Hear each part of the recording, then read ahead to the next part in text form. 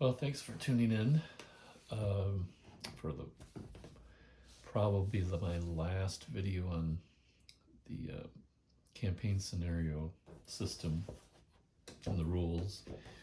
I wanted to get through the end of the month, what happens in the campaign scenario or strategic scenario. It's a little bit different with strategic, but get through the end of the month and the steps leading up to possibly another operation, and looking at the phase track and showing you some of the things that I didn't or wasn't able to do the first go around as we went through this phase track and the white squares.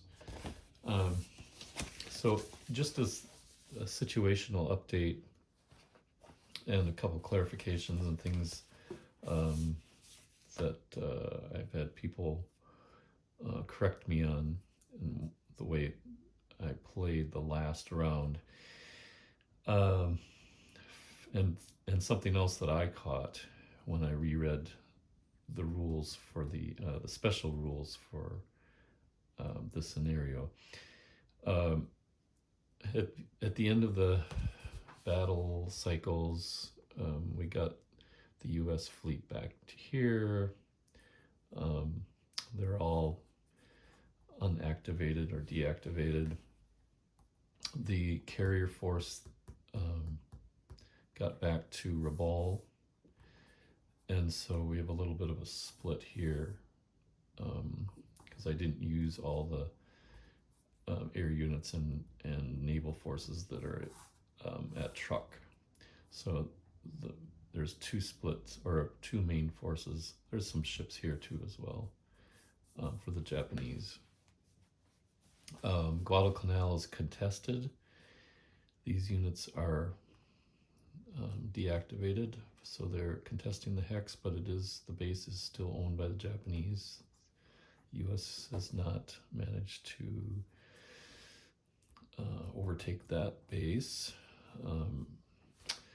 and means we actually ended on day 20 of the day cycle, or the day calendar, which means it's August 20th. That's not the end of the month, so I wouldn't get replacements.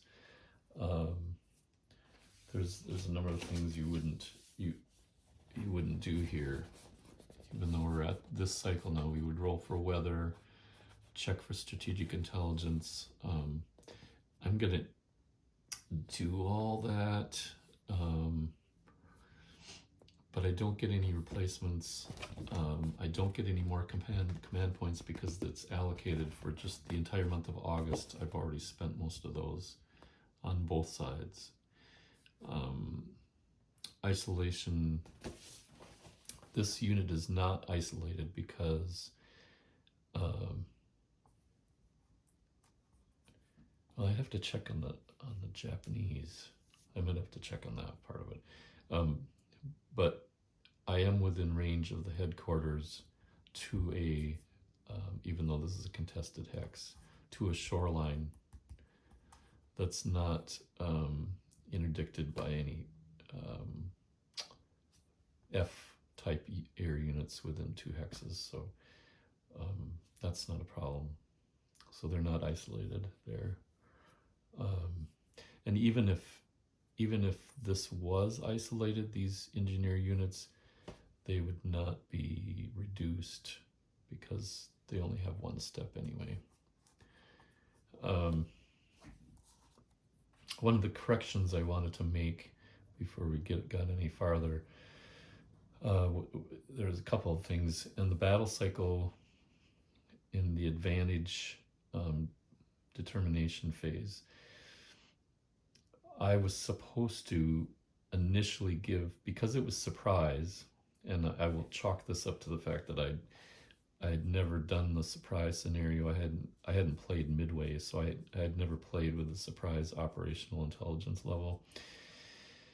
So contact phases are fine, but once the battle cycle starts, the in surprise, let's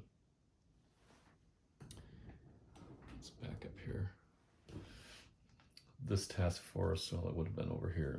The U.S. player would have been able to move first automatically in the first battle cycle, and then after that, they would have a +2 added to their die roll when they rolled.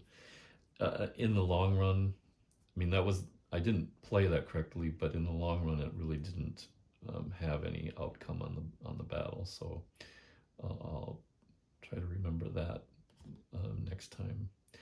And that's also the case for ambush, but it's in reverse when you have ambush intelligence level.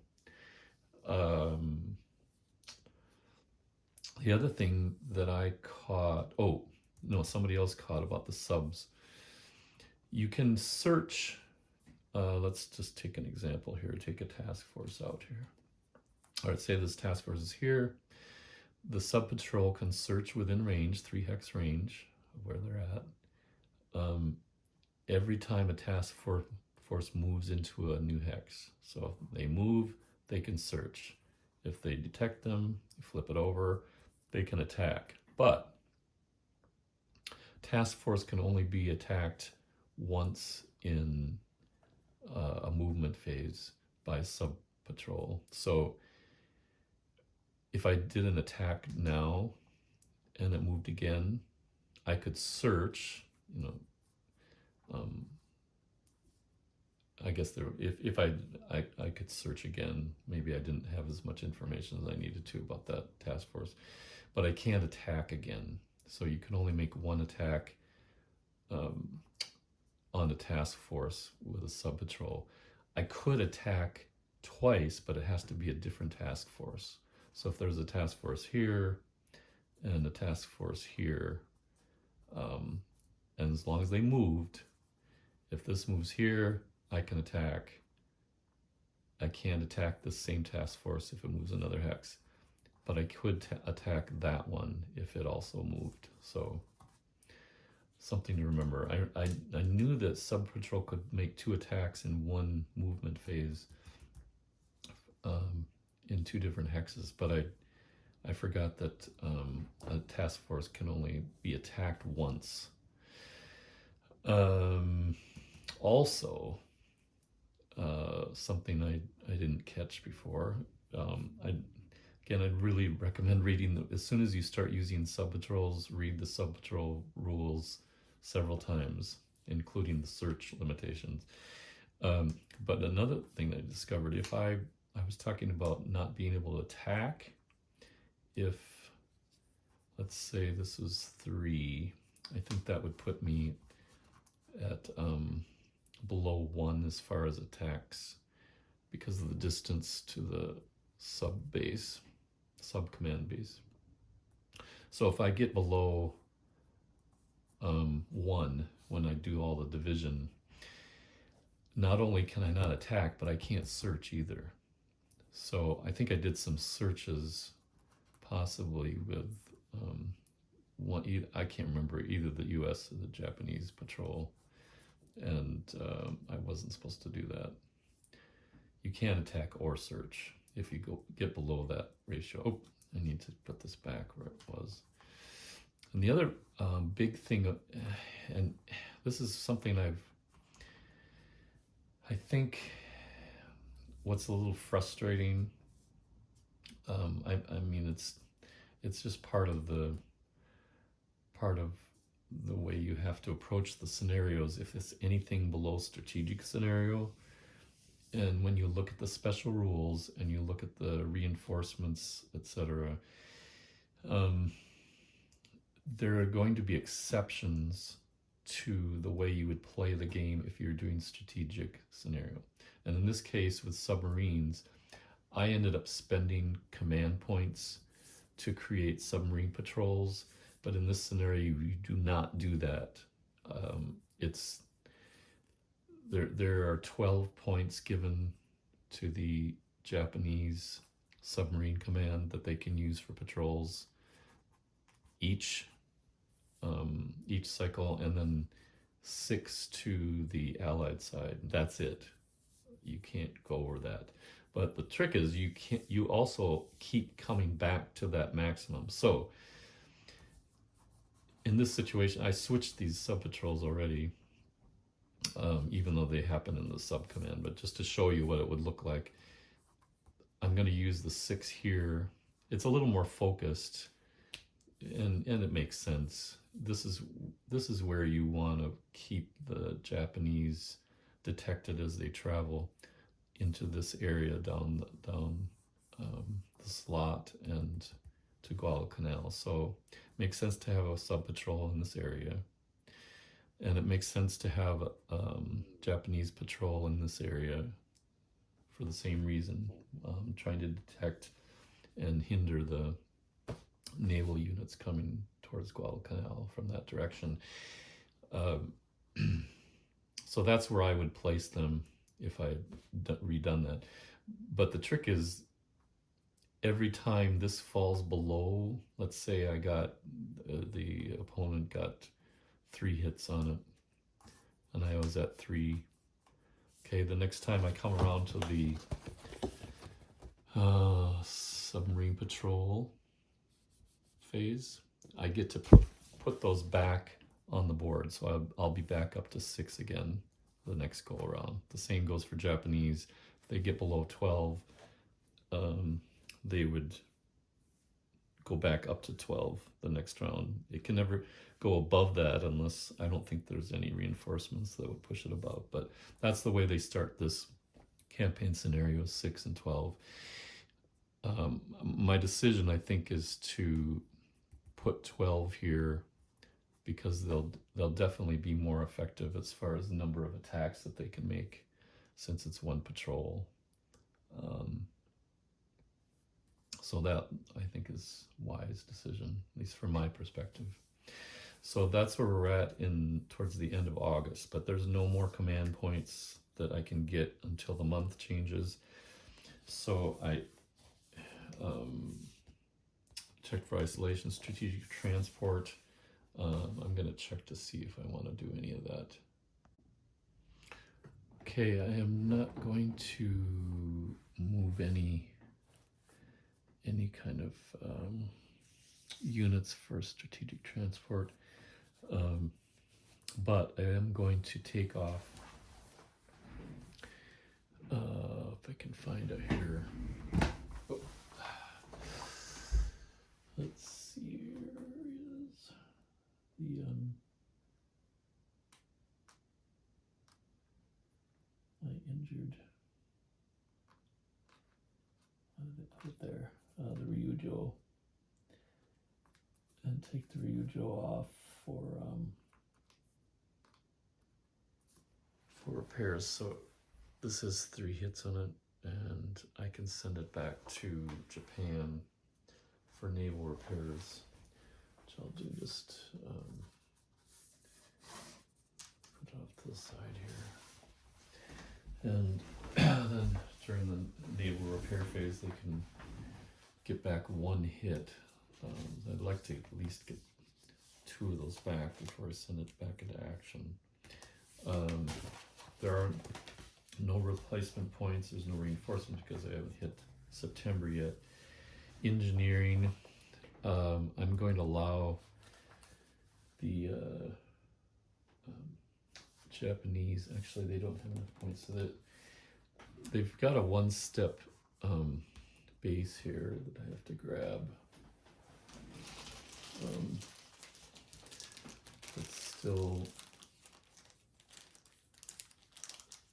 They're still 1 more turn away from building it, so it's in progress. I'll put this sideways. I have to find the counter so there's an engineer unit building that. They don't have enough points to go to the next level. I'll double check the engineering, but I wanted to allow the Japanese to build a small air base there, so they're in process. So another engineering and naval repair. We'll take 1 off there, so now it's at 2. Submarine patrol, and I've already took care of that and redeployed. I'm gonna put that patrol there so it's a little closer to the slot. So it goes that way or this way. We can have a chance at detecting and attacking. Operation player determination. I'm just going to, because neither one of them have really enough points to do an operation. So we're going to just say that they both fail to bid. And if that happens, then we will jump to the end of the month. And that's where things will get a little bit more interesting in dealing with some of the other steps that you have to do in campaign and strategic scenarios, such as the reinforcement and replacement phase. And I'll do some of them and then show you what happened rather than having you wait around and watch me twiddle my thumbs here making decisions. We'll see in a second. Okay, something as seemingly simple as reinforcement and replacement in a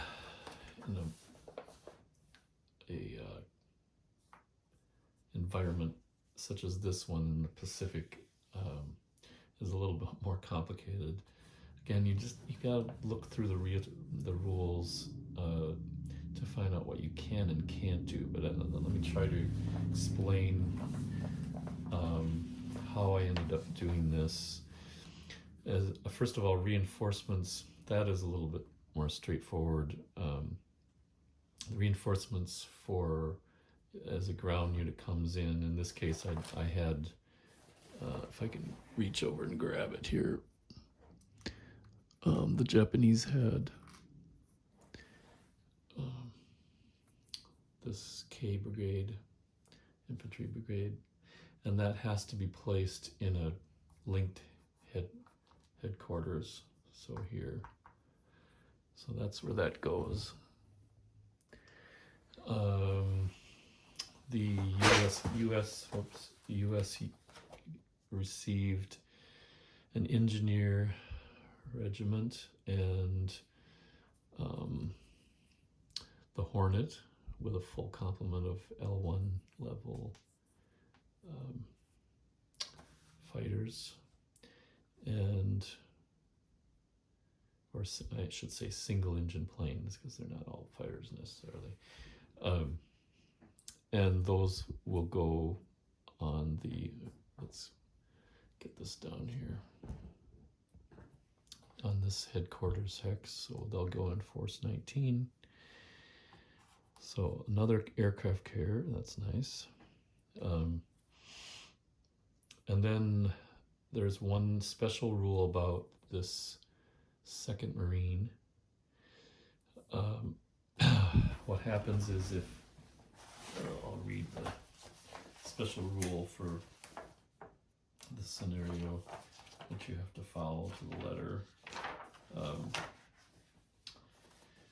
So when the Allied player receives 2nd Marine Division as a reinforcement, he removes the 1st Marine Division from Guadalcanal and replaces it with the 2nd, provided both following conditions are met. A valid command link exists, and I think we established that from there to Noumea. And 1st Marine has no more than 4 hits. I didn't see that rule before I went through the reinforcement phase, so I'm glad I only have 4 hits on it. Otherwise it would not be replaced. So we simply take that unit out. Basically they've been reinforced with the 2nd Marines, or relieved. So now we have full 14 steps to attack Guadalcanal the next time we have a chance to do that. So reinforcement is pretty straightforward. Then replacement phase, I'll show you what a typical schedule looks like.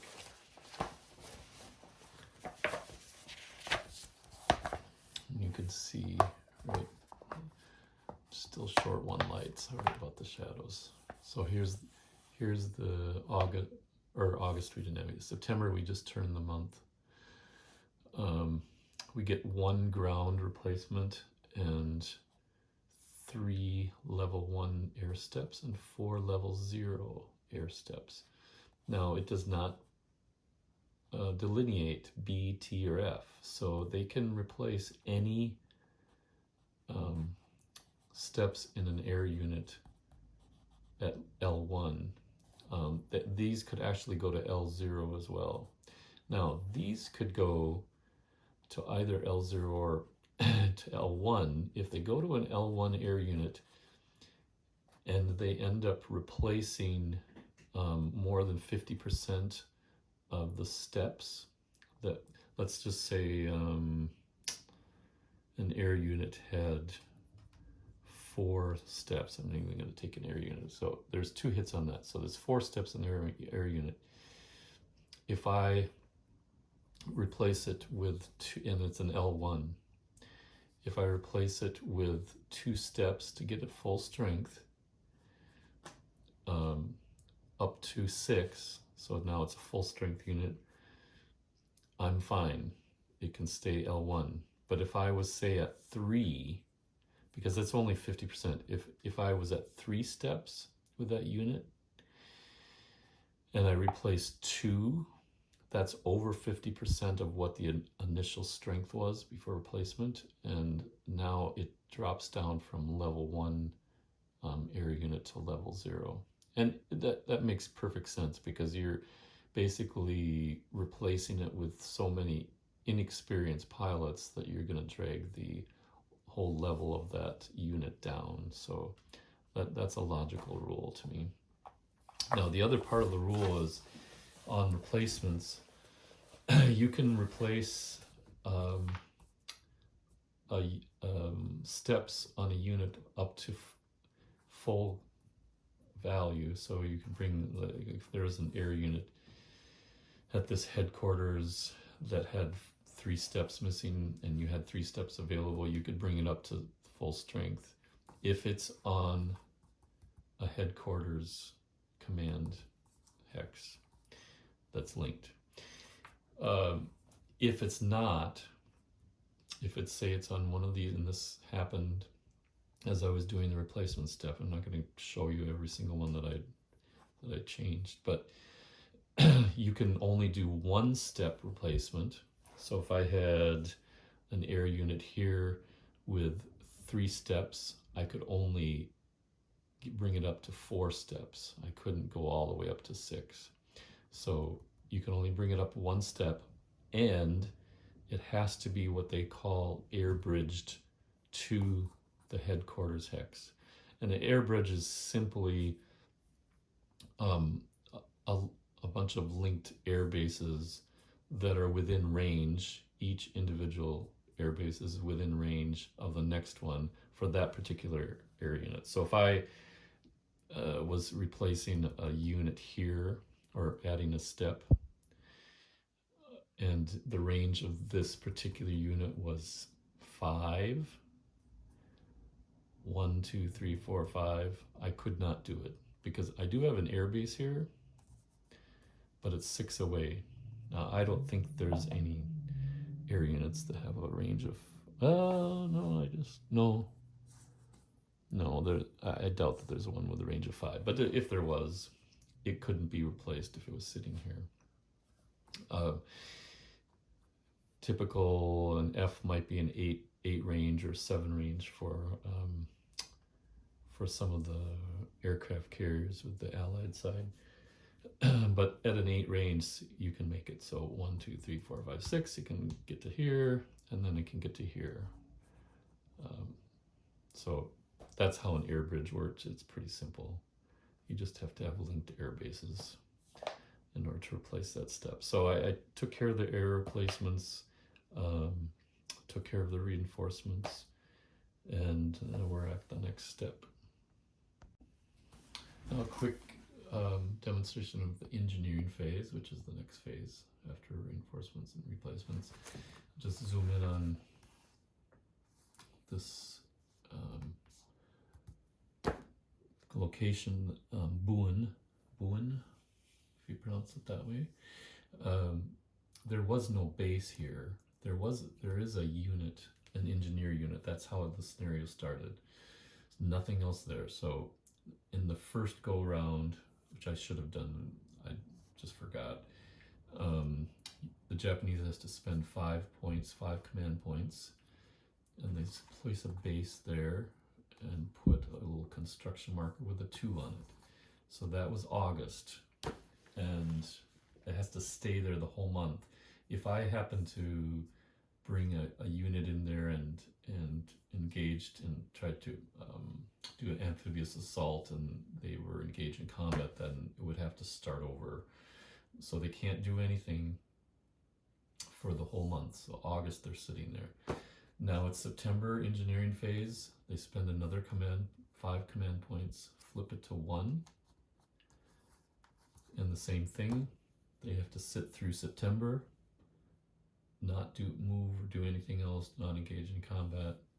And then the following engineering phase, which would be October, they would then remove this. They don't have to spend any more command points, but they would remove this, and then it would be fully functional after that.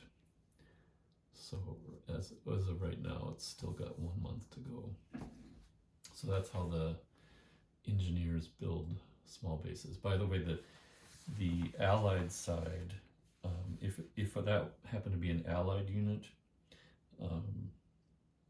you would only have to do that for 1 month.